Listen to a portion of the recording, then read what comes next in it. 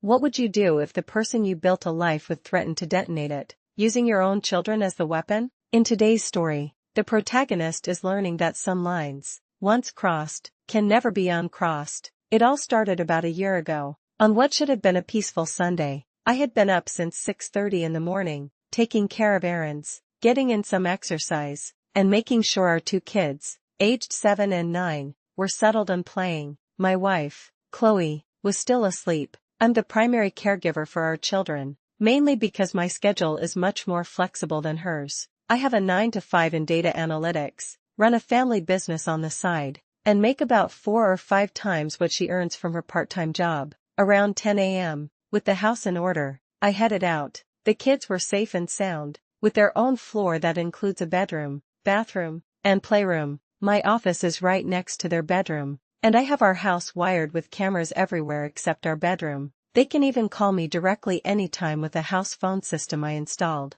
I was only about 30 minutes away, grabbing a bite to eat at a diner next to Home Depot. At 11:30, my phone rang. It was Chloe. She had finally woken up. "Where are you?" she asked, her voice tight. I told her my location, and she immediately became upset that I wasn't home when she woke up. She demanded I come home that very second. I started driving back, but the 30-minute drive turned into an hour with traffic. That's when the call started again. This time, she was screaming, yelling that I was worthless, and then she said it, the words that changed everything. She threatened that if I didn't want to be around the family, she was going to take the kids and leave. Chloe hurled those words like weapons, completely unaware that with that single threat, she wasn't just starting a fight, she was ending a marriage in all but name, shattering a trust that could never be fully pieced back together. Ever since that day, I feel like I'm living with an assassin. I look at my wife and feel like she has a target on my back, just waiting for the right moment to pull the trigger.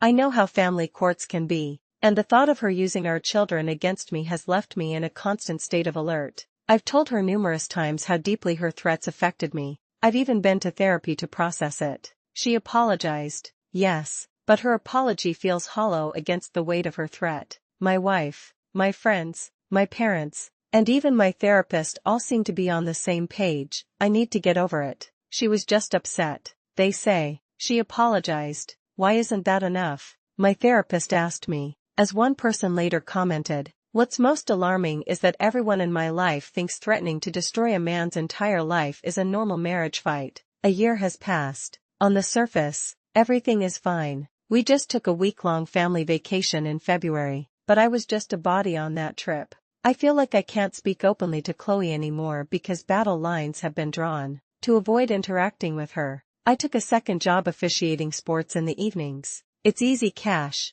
good exercise, and I can even bring the kids with me. She just thinks I'm busy, not that I'm actively avoiding her. I can't help but feel like I'm going to get ambushed one day. She had threatened to leave me several times before in our 20 years together, but I always felt like she was just blowing smoke. This time was different. This time, she put our children in the middle of it. I've looked at divorce lawyer websites and used their alimony and child support calculators. If she pulls the trigger, I'm losing big, even with our postnuptial agreement. The potential financial devastation is so immense. I question if my freedom is worth it. I've tried to talk to people. My business associates refused to give me the name of a lawyer, saying I was overreacting. A 55-year-old buddy of mine actually hung up on me when I asked, though he later called back and offered to drive me to a lawyer's office if I was serious. Everyone is telling me to either suck it up or pay up. This revealed the most isolating part of my predicament, the collective inability of those around me to understand that the threat wasn't just about anger,